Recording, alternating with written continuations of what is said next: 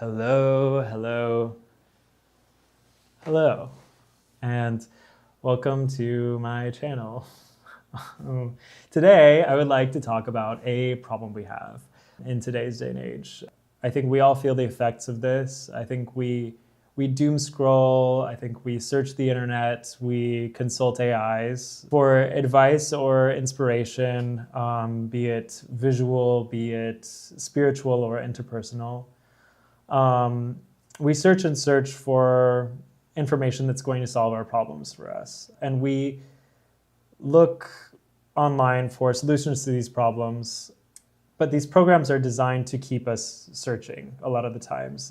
So we find ourselves in loops. And all of the answers that we get are typically derivative. They come from external sources. And I think also part of the problem is that a lot of us are out of touch with our subconscious due to phone screen time, due to AI, and just the pace at which we live our lives. By proxy, I think we've outsourced our own imaginations to the algorithm and to tech oligarchs who maybe don't have our best interests at heart, right? My solution to this problem is, well, it helps with being creative and it helps with problem solving. And ultimately, it's a mode of psychotherapy, I believe. And it can be really spiritual and can simultaneously heal our deepest wounds. And I'm talking about the subconscious. My solution is that we should step away from our phones. Wait! Bear with me. I know I don't want this to be another video where I'm like telling you to touch grass or something. Like, hear me out. My solution is that we should start looking internally. We should step away from our phones for a moment. It doesn't have to be very long, but we should step away from our phones and let our imaginations run every once in a while. It doesn't have to be a lot, just allowing ourselves to daydream. I think daydreaming has become a lost art. But your imagination can be your therapist, it can be your advisor, it can also be a source of creative input. It's generative, and it's purely your own. It's like an internal ChatGPT, an internal generative image. All of this exists within us, and there's an immense wisdom to be found in the subconscious. There's a richness and a depth to this information that I believe comes from a higher place. And yeah, it's not tainted by others. It's not tainted by tech oligarchs. I really hope this video doesn't come off as preachy. I don't want it to be like this. Yeah, like I said, I don't want it to be like another touch grass video. I think there's plenty of those, and half the time I'm like, yeah, well, okay, well, you don't get my life, and I love doom scrolling, and that's fine.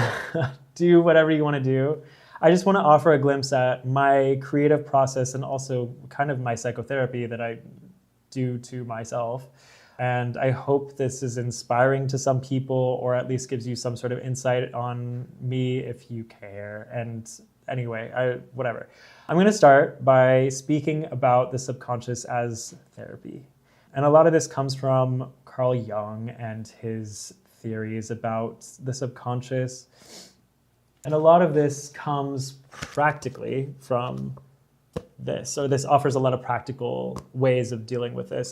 This is Robert A. Johnson, Inner Work, and he talks about using our dreams and using active imagination, analyzing those things to sort of come to conclusions about ourselves. I'm not going to get so much into the techniques of this book. There's a lot, and I encourage you to pick up a copy if you're interested. But I will go over this example that he gives about this, I don't want to say patient of his, but a subject of his who was familiar with this process of active imagination. And she was remodeling her kitchen and simultaneously dealing with insomnia. And there was this night where she couldn't sleep at night. She was laying in bed, and so she decided to let her imagination just run. And her kitchen remodel was like becoming this like all-consuming thing, and all she could think about was this thing. And the figure that she started imagining started out as like a woman, and then later became like this Zen Buddhist monk in robes that was talking immediately about the kitchen and about the colors having to mimic nature and having to be like the browns and the greens of the forest needed to be like part of this remodel. And she stopped the figure and she was like, wait, do we have to talk about this late at night? To which the figure responded, well, I'm just worried that if I don't bring this up now, that I'm going to be locked up again. And she sort of interpreted this as, or she did interpret this as her own creativity that she was locking away, literally. And so she began taking ceramics classes. She began, exercising her creative brain a bit more and this figure that existed within her. And as a result, her insomnia went away. And so I think it sort of offers a really unique way of dealing with the subconscious and learning from ourselves. Yeah, I don't know. I think it gives a lot of insight to ourselves, and I think it's therapeutic. But it's also a creative source. You can find ways of listening to this part of you in any way. Like it could be through daydreaming like she did, or drawing or writing. I'm going to get into drawing because that's part of my process, but it can also be through lucid dreaming, which is really interesting. But anyway, I think it's nice to record like what you've sort of gone through. And with writing and drawing, it's quite nice because it's sort of already embedded in that. Anyway, I've begun doing this, and I have begun exploring my subconscious through drawing. And let's see, this one. This was like the first drawing I did that was really completely automatic. I just sort of began drawing a figure, and I know what you're thinking, like, I don't want to draw and I'm bad at drawing or whatever. I'm also really bad at drawing. And I think that's part of it for me, is that like I can take my time and really like be drawing a face and then sort of bounce around and draw over here, but I will like erase and rework for hours and hours. And that whole time I'm sort of daydreaming of other elements in the image. But when I started this process, I was really rusty and really not that good, and I don't think I've improved really. I think I've just become a lot more patient with myself, and yeah, I don't know, I do like sort of bounce around, and as a result, these images are really like overloaded, which I quite like. But yeah, this is the image that I was drawing, and it's sort of this character that's standing, but also maybe they live under the highway. Like it's a bit of a mystery, and it's not a mystery. They're like living by the highway. And this character came to me when I first moved back to, I never lived in LA before, but I moved here. And all of these memories came up of living in LA. Why do I keep saying living? That's so weird. I never lived here. When I was a kid, I really wanted to be like a Nickelodeon star. And I came here to do a talent competition. And I almost signed with like this agent who cast for Nickelodeon and Disney. And yeah, I almost pursued a career in entertainment. And I looked up to people like Amanda Bynes, who, like, looking at her now, it makes me so sad. Like, there was so much light in her that has just been like snuffed out. We all know how that story ends. If you know who Amanda Bynes is, you know kind of the end of that story. But I really wanted to be someone like that at the time. And I thought she had it all. And there's this parallel universe that exists where maybe, I had made it or not made it, but I'm living on the side of a highway as a result of chasing this fame when I was a kid. And this is my headshot from when I was a child. I look back at this time and I was so close to being SA'd or being trafficked. It was so within arm's reach, but it thankfully never happened.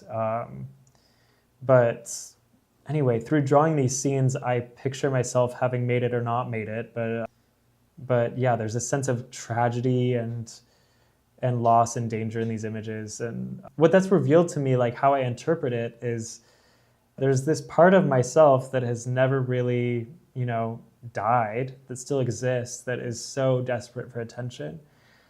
And I'm sort of resolving these internal issues through drawing these images.